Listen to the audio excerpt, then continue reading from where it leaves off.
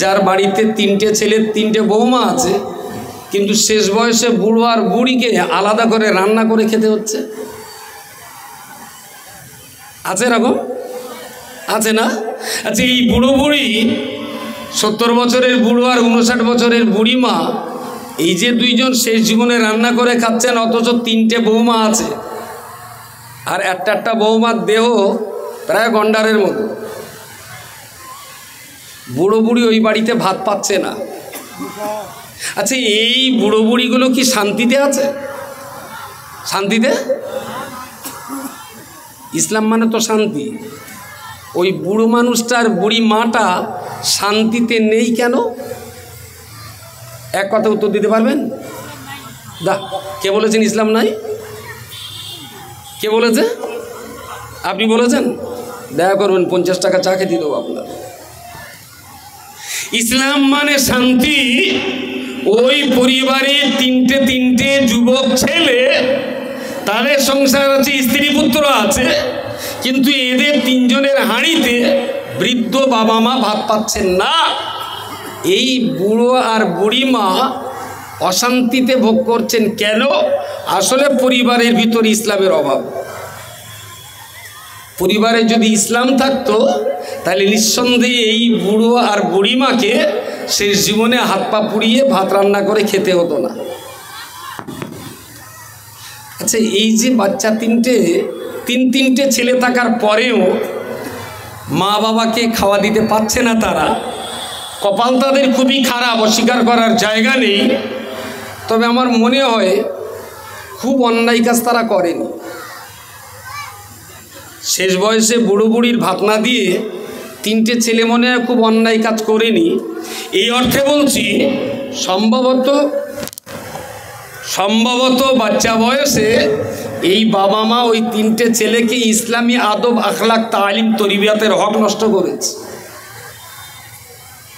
বাবার মর্যাদা কোথায়, মায়ের সম্মান কতটা, ইসলাম বাবা মায়ের সঙ্গে কি ব্যবহার করতে বলেছে, বাবার ডিউটি ছিল এই জ্ঞানগুলো ছেলেদেরকে দেওয়া।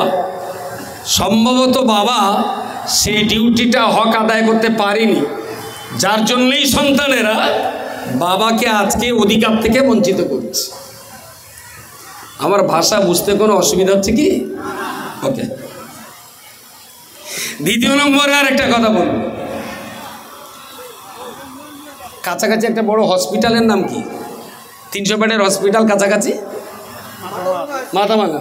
ওটা আমাদের জেলা হসপিটাল বোধ হয়, মহকুমা হসপিটাল, সাব ডিভিশনাল বড় হসপিটাল হলো মাথাভাঙা হসপিটাল। 300 বেডের হসপিটাল আছে।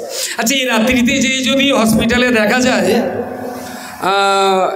এমন 100 রোগী আছে, কারো হাত ভাঙা, কারো পা ভাঙা, কেউ বা মারামারি করতে গিয়ে কান কেটেছে, কারোর নাক কেটে গেছে, এই রকম রোগী যদি 100 পাওয়া যায়, তার ভিতরে আমরা কতজন হতে পারি?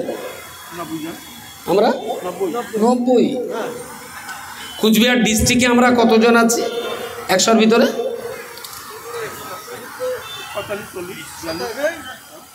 আমার মনে হচ্ছে 26 থেকে 27। আচ্ছা, 100-র ভিতরে 27 জন আমরা, তাহলে হসপিটালের মারপিট করা রুগীর ভিতরে 27টা যদি আমরা হই, তাহলে বলবো আমাদের ভাগের ভাগ, 27টা আমাদের ভাগে পড়ে। কিন্তু 90টা যদি আমরা হই, তাহলে আমরা কি শান্তির জায়গায় আছি বলে মনে হয়? এই অশান্তির দায়ভার কার ঘাড়ে? এটা আমাদের মূল্যায়ন করতে হবে। এই রাত্রিবেলা, এটা কোন থানা? শীতলকুচি। ও, শীতলকুচি। জিজ্ঞেসটা না করলেই বোধহয় ভালো হতো। তো আমরা এখন যে থানার আন্ডারে আজকের এই মজলিসের আয়োজন করছি, আল্লাহ যেন আমাকে ক্ষমা করেন, আর আপনাদের কাছেও ক্ষমা চেয়ে নিচ্ছি। এই রাত্রিতে যদি শীতলকুচি থানায় যেয়ে দেখি, তাহলে যেখানে বড়বাবু বসেন তাছাড়া আরেকটুখানি দূরে মোটা মোটা এরকম মোটা মোটা লোহা দিয়ে আর একটা ঘর করা আছে। তার মানে বড়বাবুর দরজা কাঠের, আর ওই ঘরে যে সমস্ত বাবুরা আছে তাদের দরজা মোটা মোটা রডেল। কারা আছে ওই ঘরে? আসামি। আচ্ছা, ওখানে যদি 10টা থাকে, তার ভিতরে আমরা কজন? কি বলবেন? কজন? কেউ বলেছেন 7টা, কেউ বলেছেন 8টা। আচ্ছা, ইসলাম যদি শান্তির ধর্ম হয়, ইসলাম যদি শান্তির ধর্ম হয়, আর ওই জায়গায় যদি 10টার ভিতরে 8টা মুসলমান থাকে, তাহলে এই অশান্তির জায়গায় আমার ভাই কটা যে পৌঁছে গেলে দায়ভারটা কার ঘাড়ে? শেষ কথা। ঠিক এমন একটা সিচুয়েশনের মাঝখানে আমরা এসে গেছি। দিনহাটা মহকুমা যে কোর্ট আছে, বিচারালয়, এখানে যদি 100 মামলা চলে, তো 100 মামলার ভিতরে আমাদের ভাগে জনসংখ্যার আনুপাতিক হারে আমাদের ভাগে পড়া উচিত 27টা মামলা। কোর্টে যে মামলাগুলো চলছে, এই রকম 100 মামলার ভিতরে আমাদের ভাগে কটা পড়তে পারে মোটামুটি? 100-র ভিতরে মামলা নেই তাইলে আপনাদের আছে? 100-র ভিতরে আমরা কতটা আছি? আমি বলছি কি, ইসলাম মানে যখন শান্তি, আর মুসলিম মানে যখন শান্তিকামী জাতি, তাহলে এই অশান্তির জায়গায় আমাদের কেন যেতে হলো? মূল্যায়ন করলে 2টো প্রশ্ন করতে পারি। 1 নম্বর প্রশ্ন করতে পারি, ইসলাম শান্তি ধর্ম নয়, তাই এই ধর্ম যারা মেনে চলেন তারা অশান্তিতে ভোগেন। এটা 1 নম্বর হতে পারে। আর 1 নম্বর এইটা হতে পারে, ইসলাম শান্তির ধর্ম, কিন্তু মুসলমানদের ভিতরে ইসলামের ক্রাইসিস। কোনটা সঠিক বলবেন? ইসলামের শান্তির অভাব না মুসলমানদের ভিতরে ইসলামের অভাব? মুসলমানদের ভিতরে ইসলামের অভাব। এই জায়গাটা হলো সমস্ত রোগের জড়, সমস্ত রোগের মূল কারণ এই জায়গাটায়।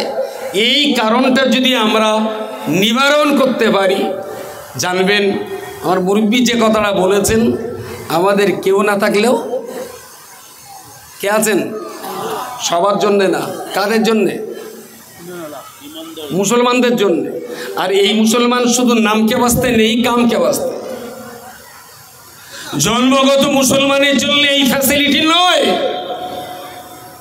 যাদের চরিত্রে, যাদের আখলাকে, যাদের নীতিতে, যাদের নৈতিকতায়, যাদের চলাফেরা, ওঠা বসা, ব্যবসা বাণিজ্য, সমস্ত জায়গাতেই যারা ইসলামী আখলাক আদর্শ নিয়ে জীবন পরিচালনা করতে পারবেন, তাদের জন্যে হযরতের এই বক্তব্য যে যাদের আমাদের জন্য কেউ নেই, কিন্তু আমাদের জন্য আল্লাহ আছেন। আমাদেরকে বংশগতভাবে আক্ষরিক অর্থে মুসলিম হলে হবে না, প্রকৃত অর্থে আমাদেরকে পাক্কা মুসলমান হতে হবে। তাহলে আমরা ইহকালেও শান্তি, আমাদের পরকালেও শান্তি। এবারে যে কথাটা বলার, ইসলাম নামীয় যে দিনটা আল্লাহ আমাদেরকে দিয়েছেন, বিশ্বাস করুন এই দিনটা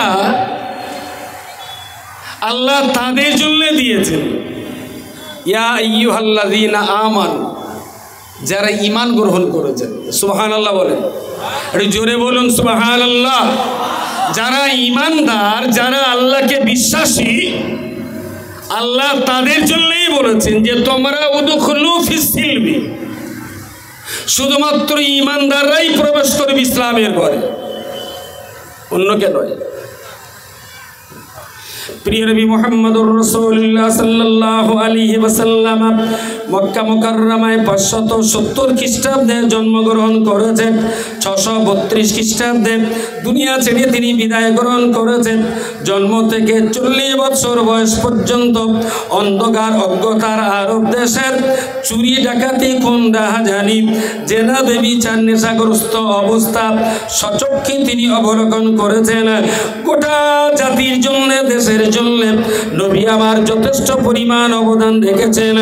41 বছরের দোরগোড়াতে আল্লাহ পাক রব্বুল আলামিন বিশ্ব নবী মুহাম্মদুর রাসূলুল্লাহ সাল্লাল্লাহু আলাইহি ওয়াসাল্লামের উপরে আল্লাহ পাকের পাক কালাম কোরআনুল কারীম নাযিল করা শুরু করে দিয়েছেন।